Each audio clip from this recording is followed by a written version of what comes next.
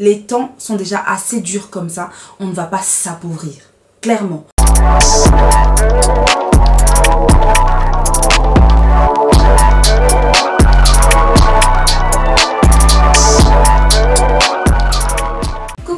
J'espère que vous allez tous et toutes très bien. Si vous regardez cette vidéo, c'est que nous sommes en 2023, donc bonne année!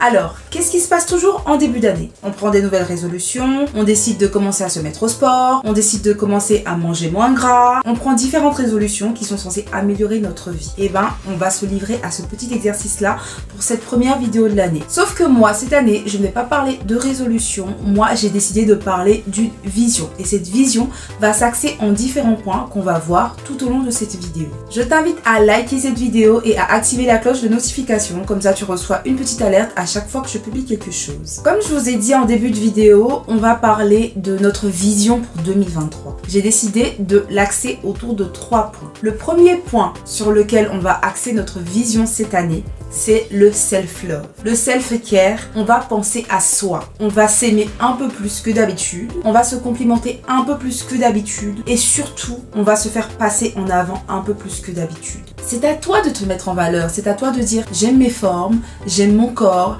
j'aime ma façon de réfléchir, j'aime par exemple ma robustesse, j'aime le fait d'être svelte, le fait d'être élancée, d'être fine. C'est surtout à toi et à toi seul de pouvoir te valoriser pour que les autres puissent voir en fait à quel point tu es belle, à quel point tu es beau. On ne va plus attendre de se refléter dans le regard des gens parce qu'on a l'habitude en fait d'attendre que les autres en fait nous renvoient une image que parfois nous-mêmes on n'a pas. On n'arrive pas à s'aimer assez et on attend que ce soit les autres qui le fassent. Donc moi cette année, le premier point sur lequel je vais m'axer et sur lequel je veux que tu t'axes aussi, c'est le self-love. Il faut que tu te donnes assez d'amour pour ne pas en attendre des autres. Il faut apprendre à s'aimer soi-même. Il faut apprendre à se complimenter. Il faut apprendre à être indulgent envers soi-même. Parce que tout le monde fait des erreurs. Tout le monde en refera. Et donc il ne faut pas se dire « Ah, moi j'ai fait cette erreur-là, c'est fini, il faut me condamner. » Non. Parce que des fois on est notre premier juge. Et en tant que notre premier juge, nous devons être les premiers à être indulgents envers nous-mêmes. On va mettre l'accent aussi sur ce qu'on aime faire. Que ce soit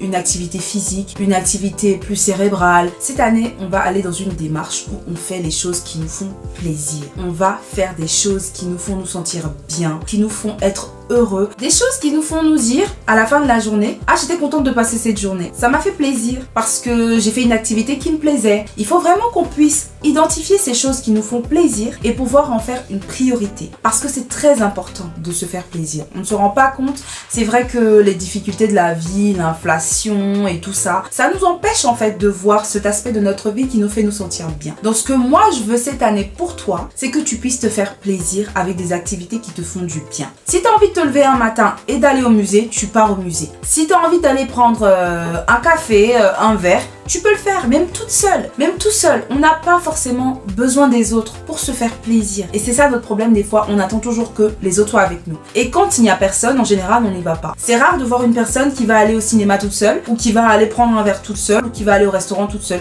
C'est vrai que parfois on a l'impression que c'est un peu déprimant. Mais franchement, il faut que vous puissiez faire les choses pour vous. Si ça vous fait plaisir, ne vous demandez même pas est-ce que je vais trouver quelqu'un qui va partager ce bonheur-là avec moi. Parce qu'au final, c'est ton bonheur à toi. Vas-y, fonce, prends soin de toi, prends soin de ta santé mentale, prends soin de ta santé physique, parce que c'est très important de se sentir bien dans son corps. 30 minutes de marche par jour. Déjà, ça te permet de prendre l'air. C'est vrai qu'il fait pas très beau en ce moment, mais en tout cas, ça peut faire plaisir si tu as une petite éclaircie dans la journée et ça va te faire du bien en fait, de recevoir un petit peu de lumière. Je sais pas si vous êtes au courant, mais le fait de ne pas avoir de lumière, ça joue sur le mood.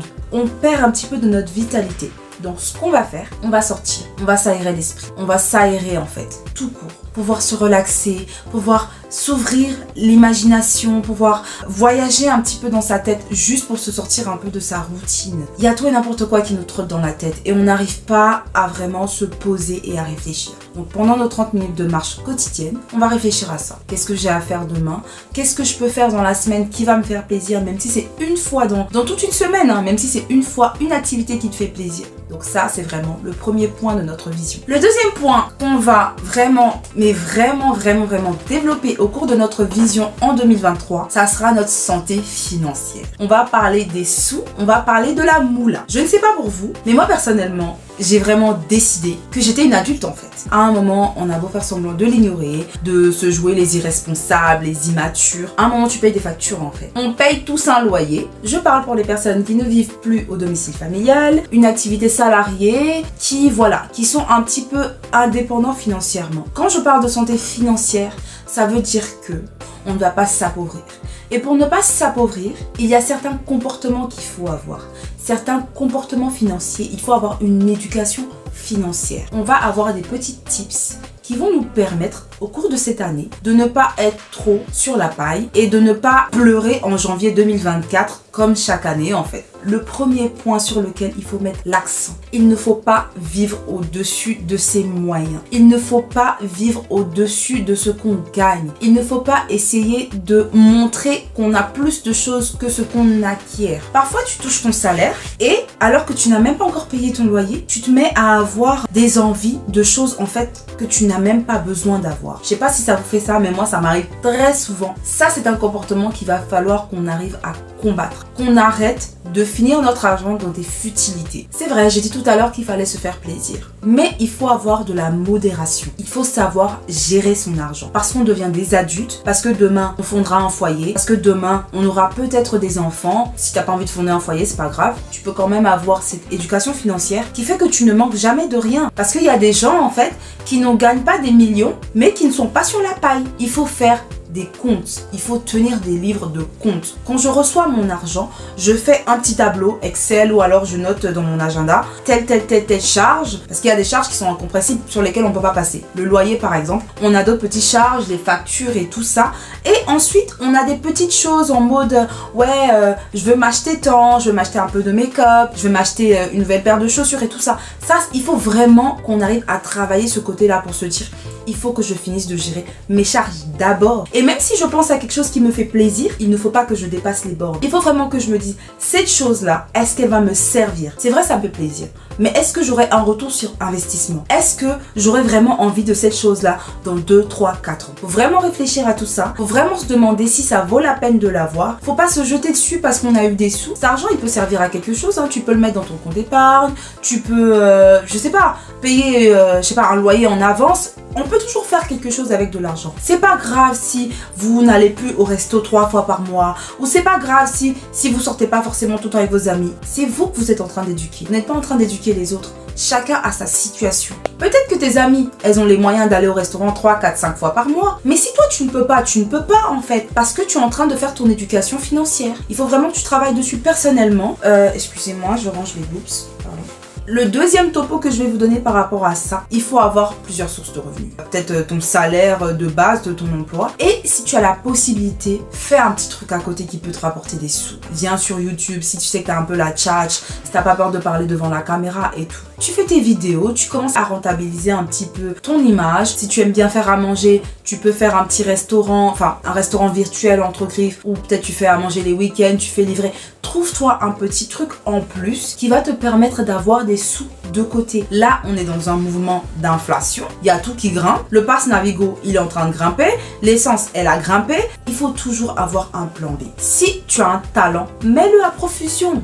Si tu sais que tu sais chanter, trouve-toi un cabaret, ma soeur. Va rentabiliser les soirs. Va rentabiliser ta voix. Il ne faut jamais se baser sur une seule source de revenus. Parce que le jour où ça capote, bah t'as plus rien en fait. T'as plus rien. Et personne à l'abri, je pense. C'est pas parce que t'as un CDI ou quoi que ce soit que t'es à l'abri du licenciement, du chômage. On sait jamais. On est à l'abri de rien du tout. Donc on doit toujours avoir un petit plan B de côté. On peut épargner ce qu'on gagne, je dirais pas en trop, mais vu qu'on a 2 salaires ou 2 entrées d'argent, on peut épargner plus facilement. Et même si tu épargnes 20 € par mois, jusqu'à la fin de l'année, ça te fait un petit pactole.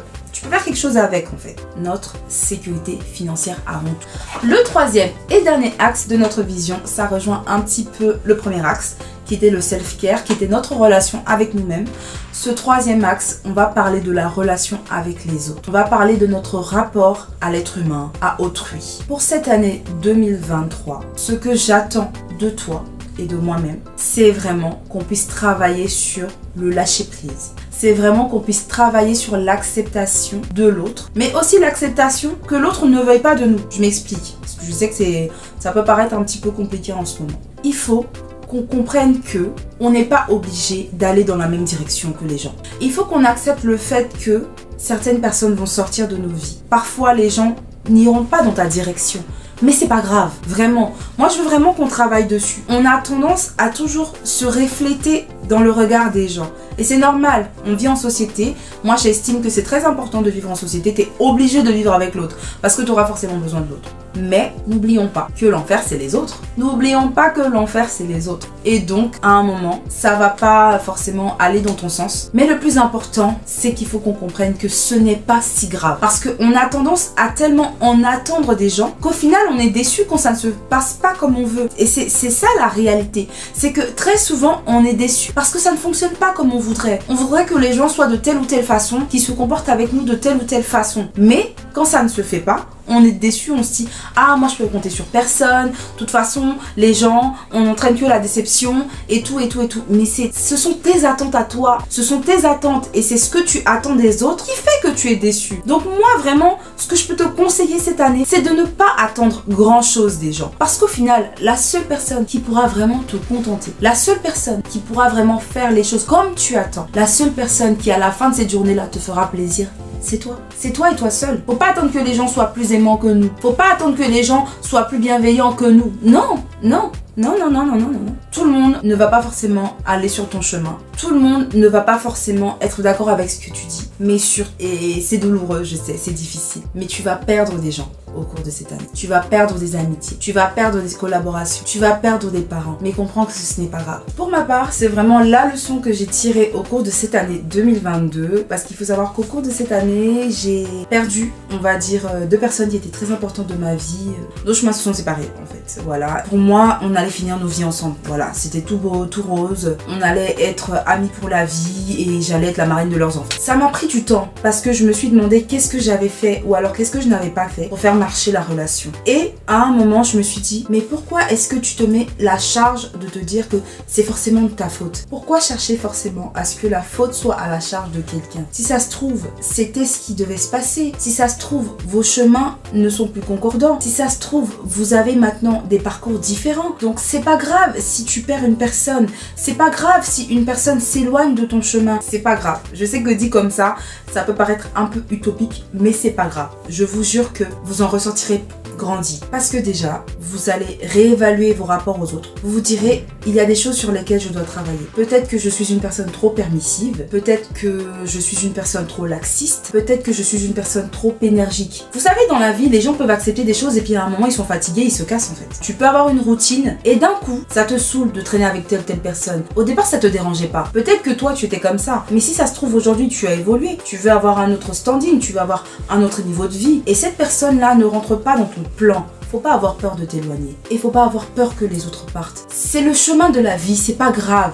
Vraiment, c'est pas grave. Vous allez perdre des personnes dans votre parcours de vie. Vous allez perdre des amis que vous connaissez depuis des années et voilà. Vous allez perdre des amis par contre que vous connaissez peut-être pas depuis longtemps mais avec qui vous avez une relation amicale très intense. Un parent, un oncle, une tante, parfois même une mère. Dis-toi juste, c'est des choses qui arrivent. C'est nos chemins de vie qui sont différents. Et voilà, je te souhaite tout le bonheur du monde. J'espère que tu seras heureux dans cette voie que tu as choisie. Et je suis désolée si peut-être je t'ai freiné à un moment de ton évolution. Je suis désolée si je n'ai pas rempli tes attentes. Et je suis désolée aussi si tu n'as pas pu remplir les miennes. Mais nos chemins se séparent. On entre dans une phase de nos vies où la maturité s'impose. C'est très important les relations avec les autres. Mais vraiment n'oubliez pas que dans ces relations avec les autres, c'est vous qui êtes important.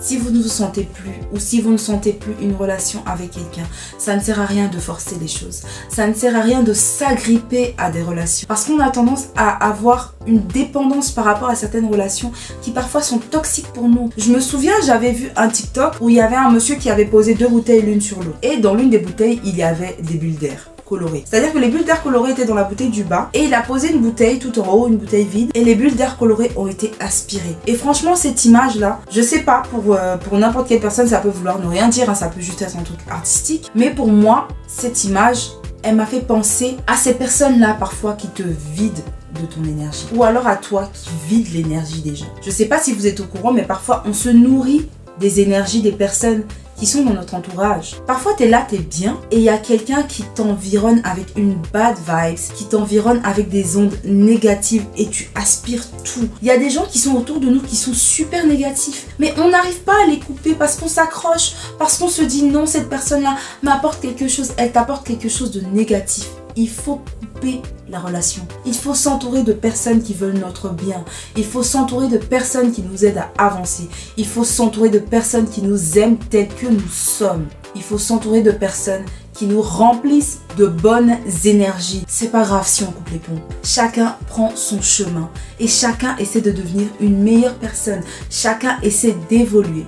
C'est vraiment l'axe sur lequel je veux que tu travailles en 2023, que tu puisses apprendre à lâcher prise, que tu puisses apprendre à ne pas attendre des autres quand toi-même parfois tu n'es pas prêt à donner. On n'aime pas sortir de notre zone de confort, on n'aime pas quitter en fait notre petit cocon, notre safe place. Alors des fois, il ne faut pas qu'on attende des autres qui quittent leur safe place en fait. Il faut qu'on arrête de s'accrocher à des relations qui nous vident de notre énergie. Il faut qu'on arrête de se voir dans le regard des autres. Je pense que si tu t'acceptes réellement comme tu es et que tu arrives à avoir assez d'amour pour toi, c'est impossible que les autres ne t'aiment pas. Si tu t'aimes assez, si tu te valorises assez, les autres seront obligés de te valoriser. Parce que déjà, tu n'as pas besoin d'eux pour le faire et ils vont se dire mais cette fille-là, elle connaît sa valeur. Donc moi, je suis qui pour la déprécier? Ce gars-là, il sait ce qu'il vaut. Donc moi, je suis qui pour essayer de le rabaisser? Il faut qu'on travaille dessus en 2023. Qu'on arrête d'attendre des autres les choses que peut-être nous-mêmes on ne peut pas donner et surtout qu'on apprenne à lâcher prise. On peut s'entourer de bonnes personnes. On peut s'entourer de personnes avec qui on a des délires, mais qui sont bonnes pour nous. Il y a des personnes qui nous invitent dans leur safe place et on se rend compte que on a la même vision. Ta safe place peut devenir my safe place et je peux me sentir très bien, même si c'est pas forcément mon univers. Je peux être en paix, je peux me sentir en sécurité parce que tu es une personne bienveillante. Il faut qu'on apprenne à devenir des personnes bienveillantes. Comme ça, on va attirer des personnes bienveillantes. Nous sommes à la fin de notre vidéo. C'était les 3 points que je voulais développer avec vous pour notre vision pour 2023. Dites-moi dans les commentaires si vous avez d'autres axes d'amélioration pour votre année 2023. N'oublie pas de liker cette vidéo si tu as aimé ce petit contenu face cam. Je tiens aussi à vous annoncer, mes chéris cocos, que cette année 2023 sera une année bien organisée parce que à partir de cette année, on va avoir une vidéo tous les lundis à 19h30. Je vais vous poster une vidéo tous les lundis à 19h30. C'est pour ça qu'il faut rester à l'affût en activant la petite cloche de notification qui te permettra d'avoir une petite alerte à chaque fois que je publierai quelque chose de nouveau. Je vous embrasse. Je vous souhaite encore une excellente année. Une année de self-love, de santé financière et surtout une année avec des relations saines. On se retrouve lundi prochain pour une nouvelle vidéo. Je vous embrasse et on se dit à bientôt. Bisous!